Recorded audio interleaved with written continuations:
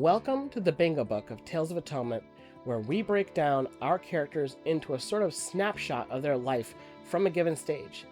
This one is in regards to Shane Riddle, Element Air, Zodiac Aquarius, January 27th, Blood Type O, age 14.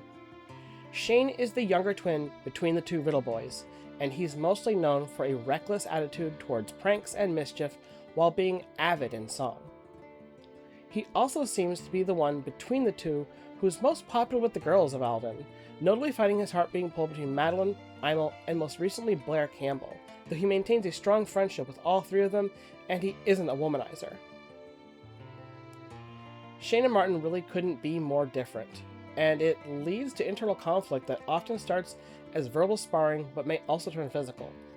Though he doesn't usually antagonize a fight out of Martin, Martin is known to deliver should he feel Shane's jokes and verbal jabs get to be too much, or if Shane's mischief ever gets Martin in undue trouble with their family or friends. He is overall kind and truly doesn't mean any harm. If his pranks go too far, he's quick to apologize, and his empathy extends from other people onto animals as well.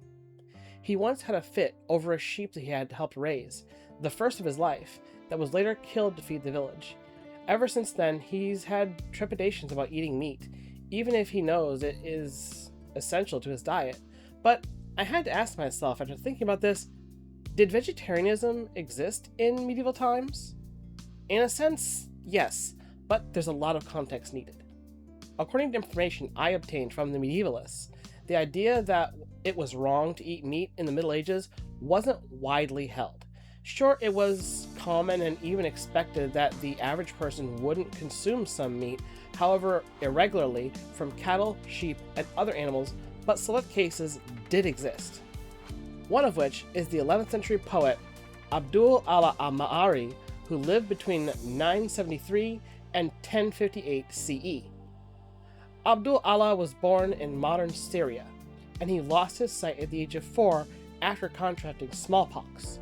Despite his blindness, he studied and became a career poet at only the age of 12.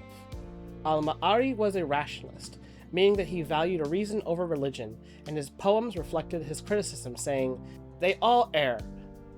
Muslims, Jews, Christians, and Zoroastrians.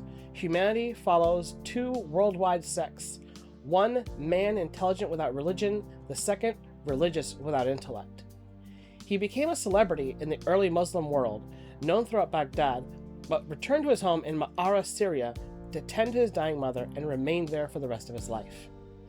Many criticized al-Ma'ari for his refusal to eat meat. Most famously was an Egyptian philosopher named Ibn Musa. Ibn Musa argued that because plants are alive and animals eat plants, this was the reason why plants were created. Thus, for al-Ma'ari to not eat animals, he was defying the laws of nature that gave animals part of their purpose on Earth. Crazy how I've heard that argument from religious types even now. Al-Ma'ari thus replied, "The prophets tell us that Almighty God is merciful and loving. If then he be loving towards mankind, assuredly he will be tender to other classes of living beings which are sensitive to the least pain." By the time he was 30, al-Ma'ari had completely abstained from all types of meat, fish, milk, and even honey, arguing that these creatures were created by God and would not want to be killed. He would go on to cite the philosopher Galen, who believed that a meat-free diet was healthier. Look for the link to the medievalists down below if you want to see the full exchange. It's really fascinating to think that people had essentially the same arguments in written letters that modern humans do on social media. But that's not all. Most dietary restrictions in medieval Europe were treated through a religious lens of fasting, penance, or monastic discipline. St. Benedict restricted four-footed animal meat to monks except for the sick, and later medieval monasteries often had meatless rules in theory but found practical exceptions. The Christian calendar also created many meatless holy days such as Lent, Fridays, and Vigils. However, these also allowed for fish, which wouldn't be considered vegetarian by modern standards. Some medieval groups did practice stricter abstention. Cathar Perfects in southern France rejected meat, eggs, and cheese because of beliefs about reproduction in the material world, while many Catholic contemporaries treated this as a heresy. And even outside of Europe, and singular cases like Al-Ma'ari, Jain communities in medieval India, grounded vegetarianism, in Ahimsa, or the non-violence toward living beings, and this shaped lay and monastic food rules. Early Buddhism allowed meat eating under conditions. Some Mahayana texts and East Asian monastic cultures strongly promoted meat abstentions. Further, many Old World Irish believed it was wrong to eat rabbits, as they were the form most commonly assumed by fairy women. Because of this, the faux pas around rabbit flesh was compared to being as bad as cannibalism. The only exception to this was found around Beltane, the spring festival. So, Shane making the assertion to not eat meat, or at least not sheep, could be seen as a moral choice, or maybe as a penance for the one sheep that he couldn't save. A small tale of atonement, if you will. You might have noticed a change in Shane's colors and how much yellow is balanced out with the green. I hinted at doing this pretty far back now, and this seems like a great point in order to do it. Shane's favorite color has always been yellow. However, when the twins were born, Matthias and Cassandra, the Riddle parents, decided to share responsibility of the twins. This came about after a harrowing mistake made by Matthias, where after bathing the two babies, he found he couldn't easily tell them apart. Suddenly, he panicked. Sweating like a man condemned, he quickly ran to get Cassandra's help, and she helped him to be able to discern who was who. In order to do this more carefully, and also assign which parent was mostly responsible for which twin, they began dressing Shane in green, Cassandra's color, and they began dressing Martin in red, the color associated mostly with Matthias. This also goes into which twin is learning from which parent. Where Martin learns how to care for the village from his father, Shane learns to care for the sheep from his mother.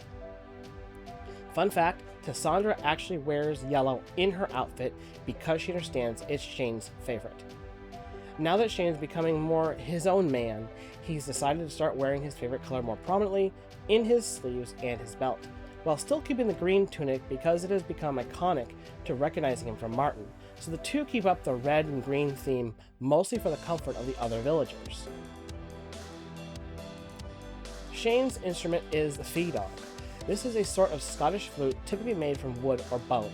The fee-dog, or the flute, is one of the most common simple instruments carried by young people in Scotland during the medieval period. It's light and easy to store and carry. In long days where he's watching the flock, playing music helps him pass the time, and even helps him relax the sheep if he needs to. Not to mention that Shane could use it to play a shrill note that has the potential to scare away predators or signal for help if he gets in trouble. The compass rose badge that Shane is wearing was an idea that he came up with that later spread across Martin and Madeline. While the compass rose didn't have any strong symbology to medieval people, in this context does suggest a sort of authoritative position on travel and exploration. As I mentioned in Martin's Bingo Book update, the three of them are a sort of scout troop exploring the lowlands around Alden for resources, landmarks, and potential threats such as wolves or the Fae. In Irish mythology, Otherworld was associated with a western sea. Places like Tir na Og, for instance, were said to reside across the western horizon because where the sun sets became associated with the afterlife or the end of human consciousness, and perhaps the beginning of your subconsciousness. Though there aren't any specific gods or fairy creatures generally associated with the cardinal directions like there are in some other esoteric beliefs, Irish and Scottish traditions hold that moving with the sun is auspicious. The word here is jessel. Listen carefully. Jessel. This is considered clockwise movement or going from east to west, following the direction of the sun. To Ethal was associated with counterclockwise movement. In modern Wicca, this is also called widdershins. This term comes from the older Germanic language vidr, meaning against, and sinan, to travel or to go. To Ethal was also a term that was used often in archaic slang for someone that was left-handed like Shane is. Shane's idea of the compass rose is therefore a symbolic gesture that they will always move auspiciously with the sun, avoid going against any fairy pitfalls, and maintain a goodly direction sense in all their travels. Failing that, they also have a map. They aren't stupid. Old songs and old stories that keep us alive. Without our past, we would never survive. I am my country is me. So you know what you can do if you done like what you see. Catch me, I'm Scottish, I am the wild rover. My eyes, they are smiling as highland clouds rolling over. I like knits and tatties and I love to dance. So if you're feeling as lucky as me, take a chance and kiss me, I'm Scottish. My heart beats a jet and my spirit flows free. I've been a rogue and a rambler from forest to sea. And I like to gamble now and then, this I'll never deny. I'm only callous on the days of the week that end with a Y. Call me pagan or sinner, but never you doubt, I'll tell you the truth. I am the one that your mother warned you about. Catch me, I'm Scottish, I am the wild rover. My eyes, they are smiling as highland clouds rolling over. I like knits and tatties and I love to dance. So if you're feeling as lucky as me, take a chance and kiss me, I'm Scottish.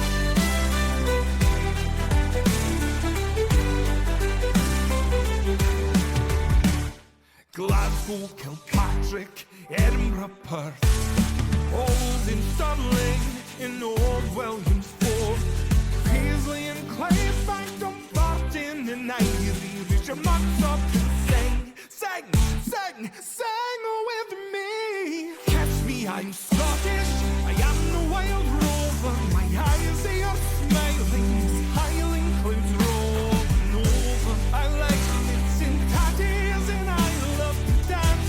So if you're feeling as lucky as me, take a chance and kiss me, I'm Scottish.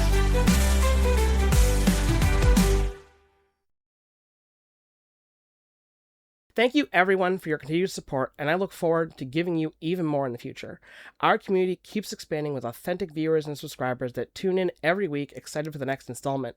Whether that's listening to my world-building rants or tuning in for a full episode, you're the ones that keep this channel afloat against an unforgiving algorithm that keeps trying to douse the flame. That's the meaning of many a mickle max a muckle, many smaller things making a big thing.